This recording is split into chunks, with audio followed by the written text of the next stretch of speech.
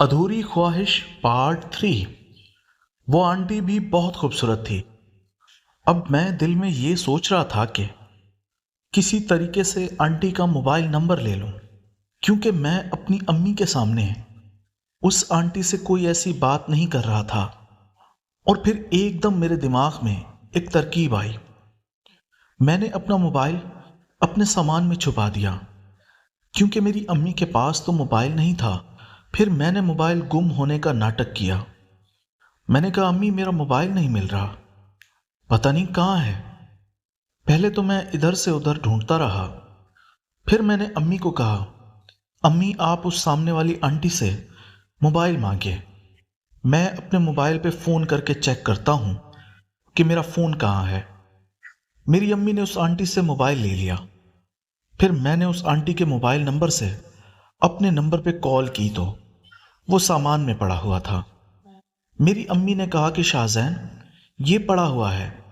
अब मैं दिल में बहुत खुश था, क्योंकि उस खूबसूरत आंटी का नंबर मेरे पास आ चुका था। मैंने सोचा कि कल गांव पहुंच के उस आंटी को फ़ोन करूंगा। फिर ट्रेन चलती रही और हम अपनी सीट पे बैठे रहे। फिर उस आंटी ने मुझसे पूछा कि तुम लोग कहाँ जा रहे हो।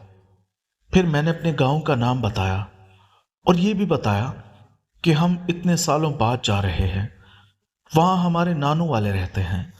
तो वो आंटी कहने लगी कि कराची तुम लोगों का अपना घर है।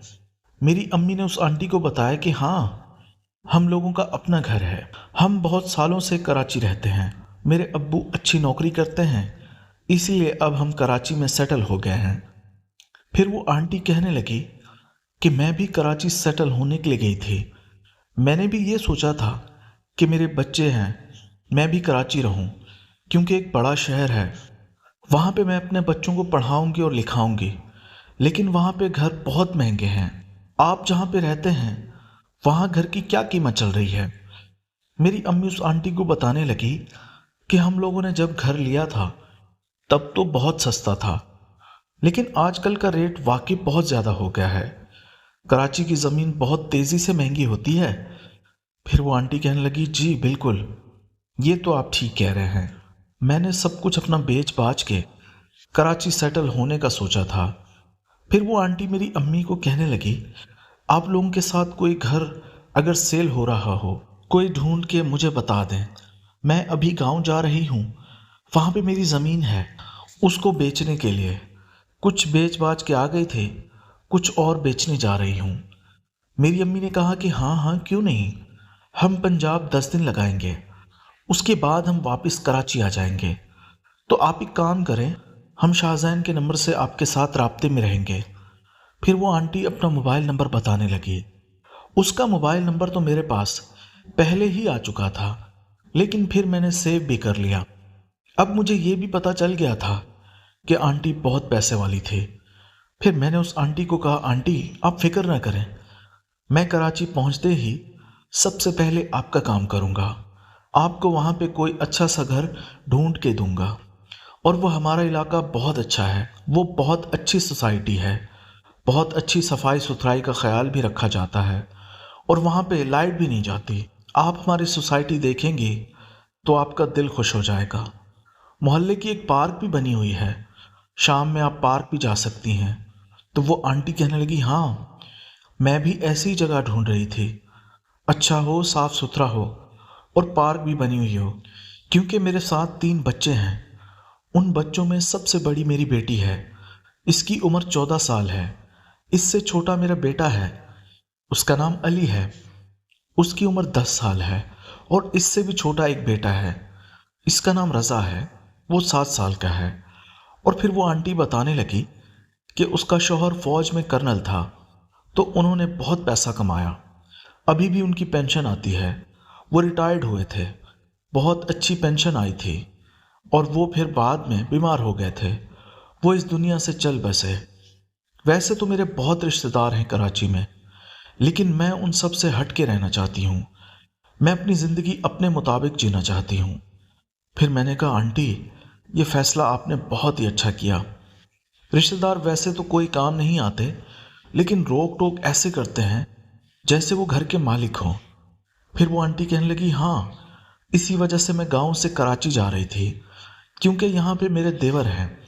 वो मुझ पर बहुत रोक टोक करते हैं, लेकिन मैं आज़ाद ख्याल की खातून हूँ। मैं अपनी ज़िंदगी अपने हिसाब से जीना चाहती हूँ।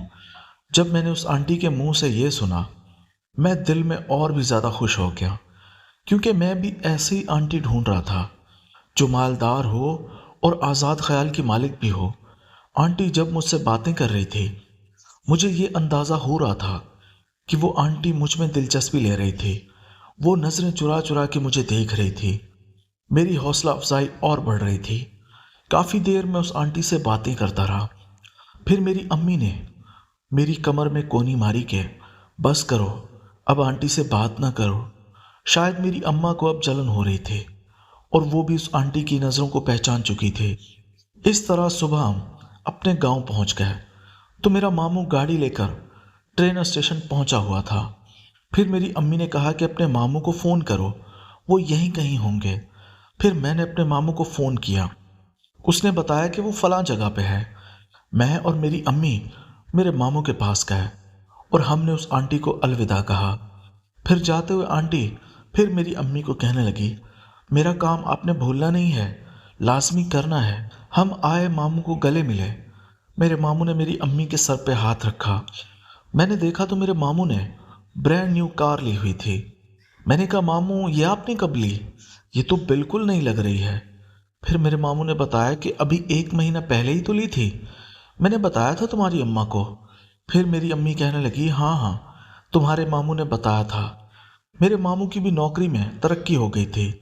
जब मैं नानी के घर पहुंचा तो वो घर भी बहुत अच्छा बना हुआ था। नीचे टाइल, मार्बल, रंग रोगन बहुत अच्छा बना हुआ था। नानी को गले मिला और मामू की बीवी आई, उसको भी सलाम किया। मेरे कज़न भी। मेरी नानी ने हम लोगों के लिए बहुत अच्छा नाश्ता बनाया हुआ था। मक्खन, लस्सी था, गांव में जो होता है। हमने नाश्ता किया और फिर मेरी नानी ने कहा कि जाओ तुम लोग रेस्ट कर लो, पूरी रात के थके हुए हो, फिर हम बातें करते हैं। मैंने कहा, ठीक है नानी। मैं कमरे में रेस्ट करने के लिए जा रहा था तो मुझे कमरा मिल नहीं रहा था। फिर नानी ने आवाज़ दी, रिमशा, अपने कज़न को उसके कमरे का रास्ता दिखा। जब मैं आखिरी दफ़ा आया था तो रिमशा बहुत छोटी थी। रिमशा मेरे मामू की बेटी थी। अब मैंने रिमशा को देखा तो देखता ही रह गया, क्योंकि रिमशा पे जो हुस्न आया था वो तो लाजवाब था। क्या उसके गुब्बारे पड़े हुए थे। फिर रिमशा ने कहा, शहज़ैन भाई मेरे पीछे पीछे आए। फिर मैंने दिल में सोचा कि रिमशा का काम तो ज़रूर उतारूंगा, अपनी अम्मी का और अपनी मामी का भी। फिर रिमशा मुझे कहने लगी, तुम कराची रहते हो, मुझे कराची के लोग बहुत अच्छे लगते हैं, क्योंकि वो पढ़े लिखे होते हैं, तमीज़दार होते हैं। यहाँ गांव में आवारा लड़के होते हैं, पढ़े लिखे भी नहीं होते और आवार गर्दी करते हैं। देखो तुमने कितने अच्छे कपड़े पहने हुए हैं। मैंने पैंट शर्ट पहनी हुई थी और मुझे यही कपड़े अच्छे लगते थे। मुझे गांव की निस्बत शहर बहुत अच्छा लगता था। तो मैंने कहा, रिमशा इसमें क्या बड़ी बात है, इस दफ़ा तुम भी हमारे साथ कराची चले चलना। फिर रिमशा कहने लगी, हाँ मैं अब्बू से बात करूँगी। मैंने देखा तो रिमशा भी मुझसे अट्रैक्ट हो रही थी। असल में मेरी पर्सनैलिटी दिखने में बहुत ही अच्छी थी। रंग मेरा बिल्कुल गोरा चिट्टा था, सीना चौड़ा था, बॉडी मेरी बहुत अच्छी खूबसूरत थी। सबको ऐसे लगता था जैसे मैं जिम करता हूँ, इसीलिए जो भी मैं पहनता था वो मुझ पे सूट भी करता था। खैर इतने में कमरा भी आ गया। मैंने देखा तो कमरा बहुत साफ सुथरा बना हुआ था। मुझे रिमशा कहने लगी, शाहजैन भाई ये मैंने ही आपके लिए साफ़ किया है। मैंने कहा, शुक्रिया। फिर वो मुझे कहने लगी, ये तुम्हारा कमरा है और ये बराबर में तुम्हारी अम्मी का है।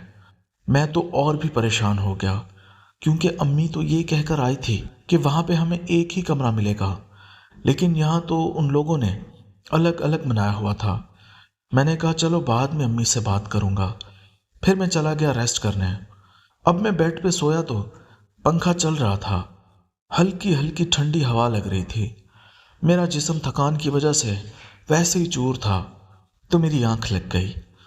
दोस्तों, इस कहानी की अगली किस्त देखने के लिए इस चैनल को सब्सक्राइब कर लीजिए और बेल के आइकन को क्लिक कर लीजिए, ताकि नई आने वाली किस्त आपको जल्द से जल्द मिल सके। शुक्रिया।